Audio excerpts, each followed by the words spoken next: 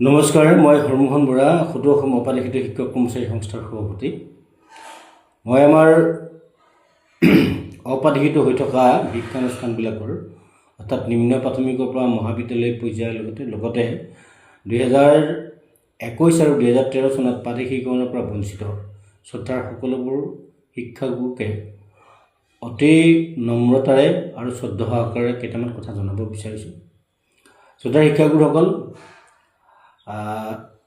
আমাৰ মাননীয় মুখ্যমন্ত্ৰী ডক্টৰ হিমন্ত বিশ্ব শৰ্মা মহোদয়ে এই প্ৰাদেশিকীকৰণৰ বিষয়টোক লৈ বিভিন্ন ধৰণে যে নাটক কৰি আছে, আপোনালোকে কথাটো বুজি পাইছেনে নাই?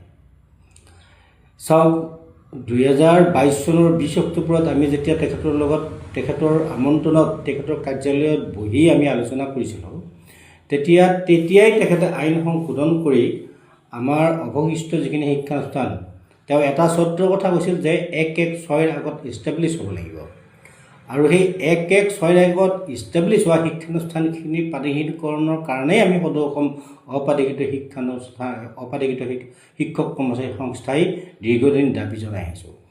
আৰু পৰৱৰ্তী সময়ত তেখেতৰ এই প্ৰথমটো যিটো কাৰ্যকাল, মুখ্যমন্ত্ৰীত্বৰ যিটো কাৰ্যকাল, এই কাৰ্যকালটো পাৰ হৈ গ'ল।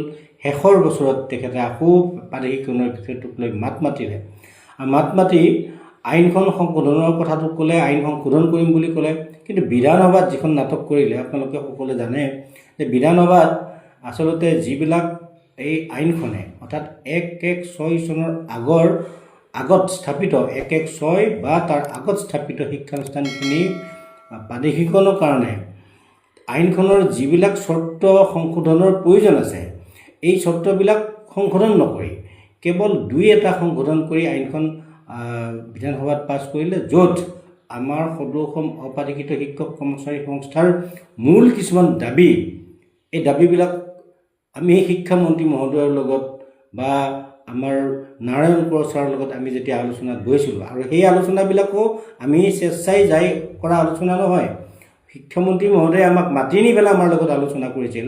তেতিয়া তেওঁ কৈছিল যে শিক্ষকৰ নিযুক্তিৰ যিটো তাৰিখ, এই তাৰিখটো আইনত 17-18 যিখন আইনত উল্লেখ কৰা ধৰণে 6 বছৰৰ অভিজ্ঞতা ধৰি, অৰ্থাৎ আইনখন যি চনত বা যেতিয়াই এমেণ্ডমেণ্ট হ'ব, যদি 24ত হয় 24ৰ পৰা, যদি 25ত হয় 25ৰ পৰা ধৰি 6 বছৰ অভিজ্ঞতা ধৰি শিক্ষকৰ নিযুক্তিৰ তাৰিখটো নিৰ্ধাৰণ কৰা হ'ব।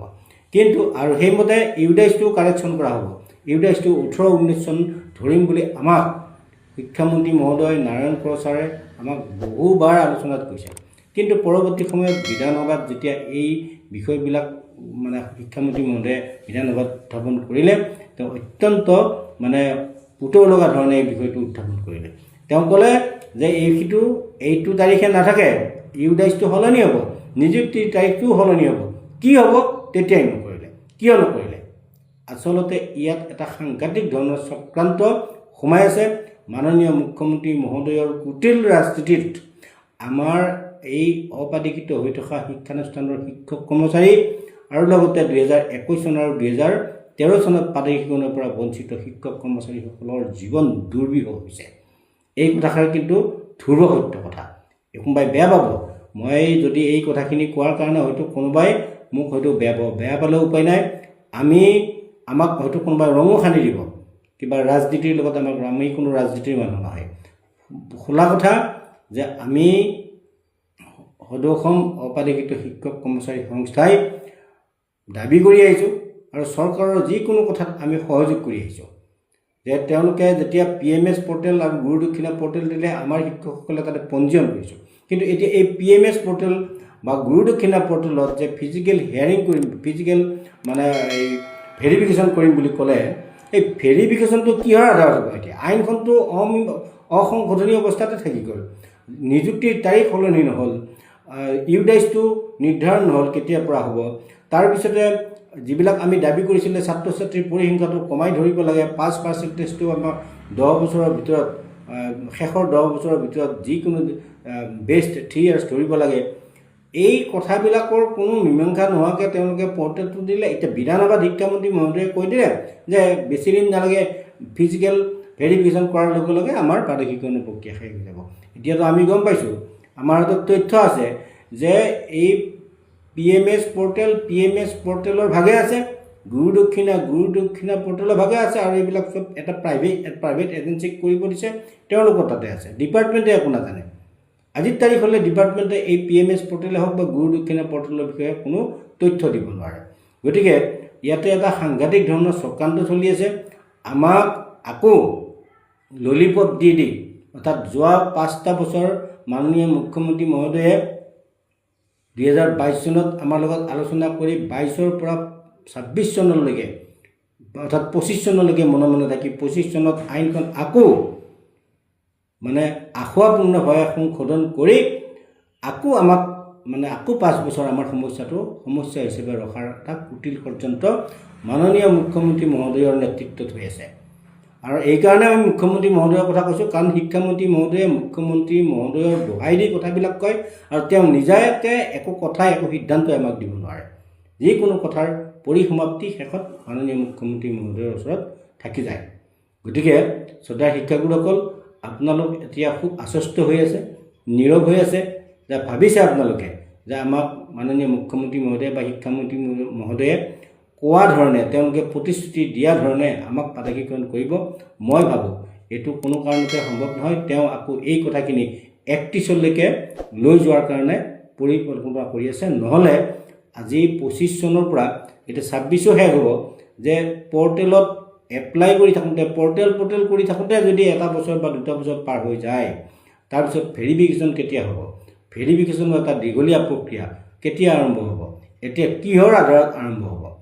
যদি 25 চনৰ সেই আখোৱাপূৰ্ণ আইনখনৰ আধাৰত যদি ভেৰিফিকেশ্যন কৰে, তেতিয়াতো আকৌ আন্দোলন হ'ব, আকৌ শিক্ষানুষ্ঠানবিলাক বঞ্চিত হ'ব, শিক্ষকসকল বঞ্চিত হ'ব।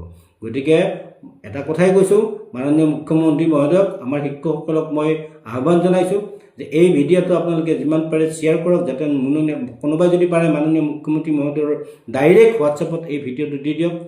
তেওঁ চাওক, তেওঁ কোৱা কথাবিলাক, মুখৰ কথাবিলাক ৰখিছে নেকি? তেওঁ দিয়া প্ৰতিশ্ৰুতিবিলাক ৰখিছে নেকি? তেওঁ যিমান দিন এই ভেঞ্চাৰ স্কুলৰ বিষয়ক লৈ, বঞ্চিত শিক্ষকসকলৰ বিষয়ক লৈ যিমানবিলাক প্ৰতিশ্ৰুতি দিছে, কোনটো প্ৰতিশ্ৰুতি বৰ্তমানলৈকে কাৰ্যকৰী হৈছে? গতিকে আমি মাননীয় মুখ্যমন্ত্ৰী মহোদয়ক আমি আহ্বান জনাইছোঁ যে 2 এদিনৰ ভিতৰতে তেওঁ সংবাদ মাধ্যমত তেওঁ কি কৰিব, আইনখনৰ সংশোধনী সম্পৰ্কত কি কৰিব, লগতে ভেৰিফিকেশ্যন কি হ'ব, প্ৰাদেশিকৰণ কি হ'ব? আমি সংস্থাই দাবী কৰি আছিলোঁ 2026 চনৰ অৰ্থাৎ 1 জানুৱাৰী 2026ৰ পৰা কাৰ্যকৰী হোৱাকৈ, অৰ্থাৎ 2026 চনৰ ভিতৰতে আমাক প্ৰাদেশিকৰণৰ ব্যৱস্থা কৰিব লাগে। কিন্তু আমি যদি দেখিছোঁ যে একদম প্ৰাৰম্ভিক অৱস্থাতে আছে প্ৰাদেশিকৰণৰ প্ৰক্ৰিয়া। তেওঁ প্ৰাদেশিকৰণটো কৰিম বুলি কৈছে, আইন এতিয়াও সংশোধন কৰিম বুলি কৈ থোৱাই আছে, কিন্তু এতিয়ালৈকে সংশোধন কৰা হোৱা নাই, বা যোৱা বিধানসভাত সংশোধন কিয় নকৰিলে? ই এটা ডাঙৰ ৰহস্য, কুটিল ষড়যন্ত্ৰ।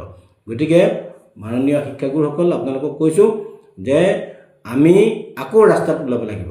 এইবাৰ আমি ৰাস্তাত বা চচলত আন্দোলন নকৰোঁ। এইবাৰ মাননীয় মুখ্যমন্ত্ৰী মহোদয়ৰ ঘৰৰ সন্মুখত আমি আমৰণ অনশন, অনিৰ্দিষ্টকালীন আমৰণ অনশনত বহিম।